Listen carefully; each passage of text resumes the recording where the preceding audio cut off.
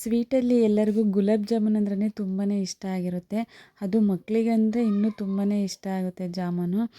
ನಾನಿವತ್ತು MTRದು ಜಾಮೂನ್ ಪ್ಯಾಕೆಟಿಂದ ಗುಲಾಬ್ ಜಾಮೂನ್ ಮಾಡೋದು ಹೇಗೆ ಅಂತ ರೆಸಿಪಿನ ತೋರಿಸ್ಕೊಡ್ತಾ ಇದ್ದೀನಿ. ಹಾಯ್ ಫ್ರೆಂಡ್ಸ್, ನಮಸ್ತೆ ಎಲ್ಲರಿಗೂ. ನಾನು ಚೈತ್ರ. ನಿಮಗೆ ಈ ವಿಡಿಯೋ ಇಷ್ಟ ಆಗಿದ್ದಲ್ಲಿ ಚೈತ್ರ ಕುಕಿಂಗ್ ಯೂಟ್ಯೂಬ್ ಚಾನಲ್ನ ಸಬ್ಸ್ಕ್ರೈಬ್ ಆಗಿ ಮತ್ತು ಕೆಳಗಿರುವ ಬೆಲ್ ಐಕನ್ನ ಪ್ರೆಸ್ ಮಾಡೋದನ್ನ ಮರಿಬೇಡಿ.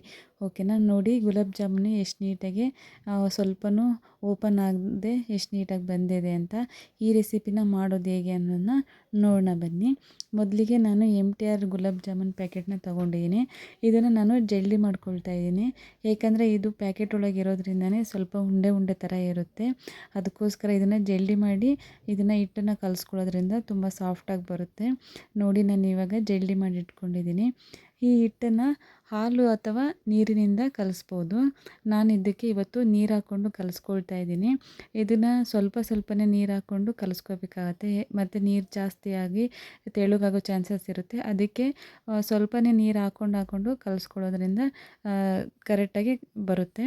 ಓಕೆ, ಇವಾಗ ನೋಡಿ ನಾನು ಯಾವ ಥರ ಕಲಿಸ್ಕೊಳ್ತಾ ಇದ್ದೀನಿ ಅಂತ. ಇದನ್ನು ಜಾಸ್ತಿ ಪ್ರೆಸ್ ಮಾಡಿಬಿಟ್ಟು ಕಲಿಸ್ಕೋಬಾರ್ದು. ಜಾಮೂನ್ ಹಿಟ್ಟನ್ನು ಸಾಫ್ಟಾಗಿ ಕಲಿಸ್ಕೋಬೇಕಾಗತ್ತೆ. ಅದಕ್ಕೆ ಕಲಿಸ್ಕೊಂಡಾದ್ಮೇಲೆ ಇದನ್ನು ಒಂದು 10 ಮಿನಿಟ್ಸು ನಾನು ನೆನೆಲಿಕ್ಕೆ ಬಿಡ್ತಾ ಇದ್ದೀನಿ. ಇವಾಗ ಒಂದು ಪಾತ್ರೆನ ತೊಗೊಂಡಿದ್ದೀನಿ. ಇದರಲ್ಲಿ ನಾನು ಪಾಕ ಮಾಡೋಣ ಅಂತ ಇವಾಗ ಒಂದೂವರೆ ಕಪ್ಪಷ್ಟು ಸಕ್ಕರೆನ ಅಳತೆ ಮಾಡಿಬಿಟ್ಟು ನಾನು ಹಾಕ್ಕೊಳ್ತಾ ಇದ್ದೀನಿ. ನೋಡಿ, ಇವಾಗ 1.5 ಕಪ್ಪಷ್ಟೇ ಸಾಕು ಇದಕ್ಕೆ. ಈ ಪಾಕಕ್ಕೆ ನಾನು ಇವಾಗ 1.5 ಕಪ್ ಸಕ್ಕರೆಗೆ 3 ಕಪ್ನಷ್ಟು ನಾನು ನೀರನ್ನ ಹಾಕ್ಕೊಳ್ತಾಯಿದ್ದೀನಿ. ಯಾವ ಕಪ್ಪಲ್ಲಿ ನಾನು ಶುಗರ್ನ ತೊಗೊಂಡಿದ್ನೋ ಅದೇ ಕಪ್ಪಲ್ಲೇ ಅಳತೆ ಮಾಡಿಬಿಟ್ಟು ನೀರನ್ನ ಸೇರಿಸ್ಕೊಳ್ತಾ ಇದ್ದೀನಿ. ನೋಡಿ, ಅಳತೆ ಮಾಡಿಬಿಟ್ಟೆ ಹಾಕ್ಕೋಬೇಕು ನೀರನ್ನು. ಇವಾಗ ಈ ಪಾಕನ ಒಂದು 10 ಆರ್ 20 ಮಿನಿಟ್ಸ್ ಚೆನ್ನಾಗಿ ಕುದಿಲಿಕ್ಕೆ ಬಿಡೋಣ. ಇದು ಒಂದೇಳೆ ಪಾಕನೇ ಮಾಡಬೇಕು ಅಂತ ಏನಿಲ್ಲ ಜಾಮೂನ್ಗೆ. ಜಸ್ಟ್ ಒಂದು 20 ಮಿನಿಟ್ಸ್ ಚೆನ್ನಾಗಿ ಕುದಿಸ್ಕೊಂಡ್ರೆ ಸಾಕು, ಅದೇ ಚೆನ್ನಾಗಿ ನೀಟಾಗಿ ಪಾಕ ಆಗುತ್ತೆ. ಇದು ಪಾಕ ಕುದಿಬೇಕಾದ್ರೇ 2 ಏಲಕ್ಕಿ ಕಾಯಿನ ಓಪನ್ ಮಾಡಿಬಿಟ್ಟು ಹಾಕ್ಕೊಳ್ತಾ ಇದ್ದೀನಿ. ನೀವು ಕುಟ್ಟಿ ಪುಡಿ ಮಾಡ್ಕೊಂಡು ಬೇಕಾದ್ರೂ ಸೇರಿಸ್ಕೋಬೋದು. ನಾನು ಹಾಗೆ ಓಪನ್ ಮಾಡಿ ಹಾಕ್ತಾಯಿದ್ದೀನಿ. ಓಕೆ, ಇವಾಗ ಪಾಕ ರೆಡಿಯಾಗಿದೆ. ಇವಾಗ ಇಟ್ಟು 10 ಮಿನಿಟ್ಸ್ ಆದಮೇಲೆ ನೋಡಿ ಯಾವ ಥರ ನೆಂದಿದೆ ಅಂತ. ತುಂಬ ಚೆನ್ನಾಗಿ ನೆಂದ್ಕೊಂಡಿರುತ್ತೆ. ಇದನ್ನು ಇನ್ನೂ ಸ್ವಲ್ಪ ಹಂಗೆ ಕೈಯಲ್ಲೇ ಪ್ರೆಸ್ ಮಾಡ್ಕೊಂಡ್ಬಿಟ್ಟು ಒಂದು ಅದಕ್ಕೆ ಮಾಡ್ಕೊಳ್ತಾ ಇದ್ದೀನಿ. ನೋಡಿ ಯಾವ ಥರ ಮಾಡ್ಕೊಳ್ಳೋದು ಅಂತ. ಇವಾಗ ಕೈಗೆ ಸ್ವಲ್ಪ ಎಣ್ಣೆ ಇಲ್ಲ ತುಪ್ಪನ ಹಚ್ಕೊಂಡ್ಬಿಟ್ಟು ಇವಾಗ ಒಂದು ಮೀಡಿಯಮ್ ಸೈಜಷ್ಟು ನಾನು ರೌಂಡ್ ಶೇಪಲ್ಲಿ ಮಾಡ್ಕೊಳ್ತಾ ಇದ್ದೀನಿ.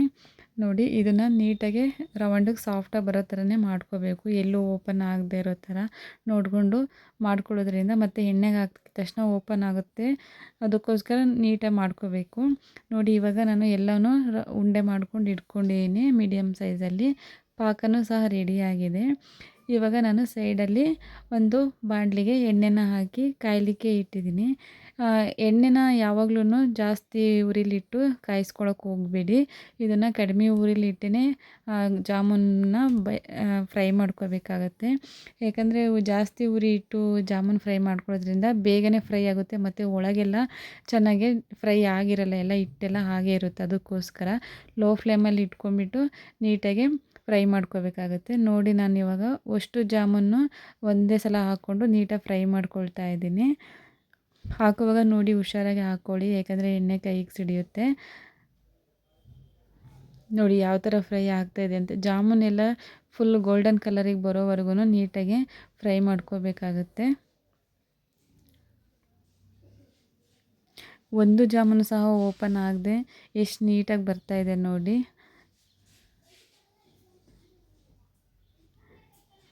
ಇದನ್ನು ಫ್ರೈ ಮಾಡಬೇಕಾದ್ರೆ ಸ್ವಲ್ಪ ಆವಾಗವಾಗ ಈ ಥರ ತಿರುಗಿಸ್ಕೊಳ್ತಾ ಇರಬೇಕು. ಇಲ್ಲ ಅಂದರೆ ಒಂದೇ ಕಡೆ ಜಾಸ್ತಿ ಫ್ರೈ ಆಗಿಬಿಡುತ್ತೆ. ಒಂದು ಕಡೆ ಫ್ರೈ ಆಗುತ್ತೆ, ಒಂದು ಕಡೆ ಫ್ರೈ ಆಗೋಲ್ಲ. ಅದಕ್ಕೋಸ್ಕರ ಆವಾಗವಾಗ ಈ ಥರ ಸೌಟಲ್ಲಿ ತಿರುಗಿಸ್ಕೋಬೇಕಾಗತ್ತೆ. ನೋಡಿ, ಇವಾಗ ಆಲ್ಮೋಸ್ಟ್ 90% ಎಲ್ಲ ನೀಟಾಗಿ ಜಾಮೂನ್ ಫ್ರೈ ಆಗಿದೆ. ಇವಾಗ ನಾನು ತೆಗಿತಾ ಇದ್ದೀನಿ. ನೋಡಿ ಯಾವ ಥರ ಈ ಕಲರಿಗೆ ಬರೋವರೆಗೂ ನೀಟಾಗಿ ಫ್ರೈ ಮಾಡ್ಕೋಬೇಕಾಗತ್ತೆ. ನೋಡಿ, ಯಾವ ಒಂದು ಜಾಮೂನು ಸಹ ಓಪನ್ ಆಗಿಲ್ಲ, ಎಷ್ಟು ನೀಟಾಗಿ ರೌಂಡ್ಗೆ ಅದೇ ಥರನೇ ಇದೆ. ಇವಾಗ ಇದನ್ನು ಒಂದು ಪ್ಲೇಟಿಗೆ ಹಾಕ್ಕೊಳ್ತಾ ಇದ್ದೀನಿ. ಇದನ್ನು ಫ್ರೈ ಮಾಡಿದ ತಕ್ಷಣ ಬಿಸಿ ಇರುತ್ತೆ, ಬಿಸಿ ಇರುವಾಗಲೇ ಪಾಕಕ್ಕೆ ಹಾಕಬಾರ್ದು. ಅದಕ್ಕೋಸ್ಕರನೇ ನಾನು ಇದನ್ನು ಒಂದು 10 ಮಿನಿಟ್ಸು ತಣ್ಣಗಾಕಿ ಇಟ್ಟಿದ್ದೀನಿ. ಇವಾಗ ತಣ್ಣಗಾದ್ಮೇಲೆ ಪಾಕಕ್ಕೆ ಹಾಕ್ಕೊಂಡಿದ್ದೀನಿ. ವಿಡಿಯೋ ಸ್ಕಿಪ್ ಆಗಿದೆ. ಜಾಮೂನಿಗೆ ಪಾಕ ಜಾಸ್ತಿ ಆಗಿದೆ ಅಂತ ಅನ್ನಿಸ್ಬೋದು, ಬಟ್ ಇದು ಒಂದು 4 ಅವರ್ 5 ಅವರ್ಸ್ ಚೆನ್ನಾಗಿ ನೆಂದ್ಕೊಂಡಾದ್ಮೇಲೆ ಕರೆಕ್ಟಾಗೆ ಆಗುತ್ತೆ. ಹಾಗೆ ನೋಡಿ ಇವಾಗ MTR ಗುಲಾಬ್ ಜಾಮೂನು ತುಂಬ ಚೆನ್ನಾಗಿ ಬಂದಿದೆ. ಹಾಗೆ ಈ ವಿಡಿಯೋ ನಿಮಗೆ ಇಷ್ಟ ಆಗಿದ್ದಲ್ಲಿ ಚೈತ್ರ ಕುಕಿಂಗ್ ಯೂಟ್ಯೂಬ್ ಚಾನಲ್ನ ಸಬ್ಸ್ಕ್ರೈಬ್ ಮಾಡೋದನ್ನ ಮರಿಬೇಡಿ. ಹಾಗೆ ಕೆಳಗಿರುವ ಬೆಲ್ ಐಕನ್ನ ಪ್ರೆಸ್ ಮಾಡಿ. ನೋಡಿ ತುಂಬ ಚೆನ್ನಾಗಿ ಬಂದಿದೆ ಗುಲಾಬ್ ಜಾಮೂನು. ನೀವು ಒಂದ್ಸಲ ಟ್ರೈ ಮಾಡಿ ನೋಡಿ ಇದೇ ಥರನೇ. Thank you for watching my video.